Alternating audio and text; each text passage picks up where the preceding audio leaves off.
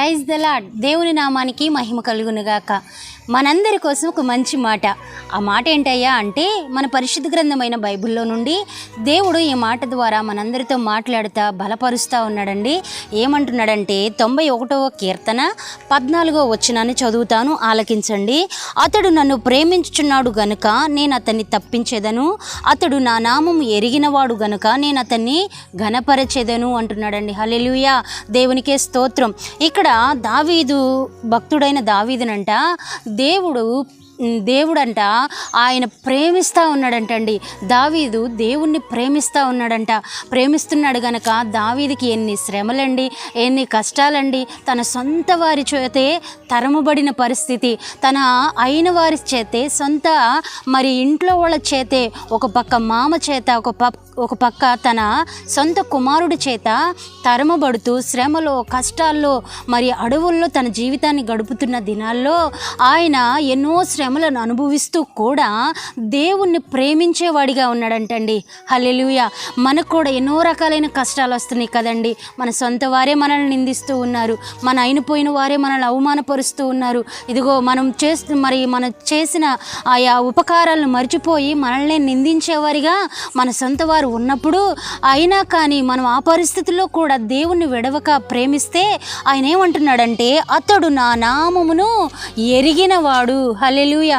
దావీదంట దేవుణ్ణి ప్రేమించటమే కాకుండా యేసయ్య శక్తి కలిగిన నామాన్ని, దేవుని శక్తి కలిగిన నామాన్ని ఎరిగినవాడు ఉన్నాడంటండి. అందుకే దేవుడే మాట్లాడుతూ ఏమంటున్నాడంటే అతడు నేను అతన్ని ఘనపరచెదను అంటున్నాడు. దావీదు దేవుణ్ణి ప్రేమించాడంట, అంతేకాకుండా దేవుని గొప్ప నామాన్ని ఎరిగి ఉన్నాడంట. దానిని బట్టి దావీదు దీన స్థితిలో నుండి, గొర్రెల దొడ్డిలో నుండి పిలువబడి ఒక గొప్ప రాజు సింహాసనం ఎక్కి ఘనత నొందిన వాడిగా దావీదు భక్తుడు మనకు కనపడతా ఉన్నాడు. ఈ మంచి సమయంలో ఈ మంచి మాట ద్వారా దేవుడు మాతో మనందరితో మాట్లాడుతున్నది ఏంటంటే, ఒకవేళ నేను కూడా అవమానపరచబడతా ఉన్నామేమో, శ్రమలో తరమబడతా ఉన్నామేమో, దుఃఖంలో కృంగిపోతూ ఉన్నామేమో, మరి మన పరిస్థితులు ఏం చేయాలో అర్థం కాని పరిస్థితుల్లో మనం ఉన్నామేమో, కానీ ఇక్కడ దేవుణ్ణి ప్రేమించే వారం మనమై ఉంటే, దేవుణ్ణి ఆశ్రయించే వారం మనమై ఉంటే, ఆయన నామాన్ని మనం ఎరిగిన వారమై ఉంటే ఆయనే మనల్ని తప్పించి అంతేకాకుండా ఒక గొప్ప ఘనతనిస్తాడంటే, ఎక్కడ సిగ్గు నొందుతున్నామో, ఎక్కడ అవమానపరచబడుతూ ఉన్నామో, ఎవరి ద్వారా ఎక్కడ తృణీకరించబడుతూ ఉన్నామో ఆ స్థలంలోనే దేవుడు మనల్ని ఘనపరుస్తాడంట. హల్లెలూయా, హల్లెలూయా. దేవునికే మహిమ.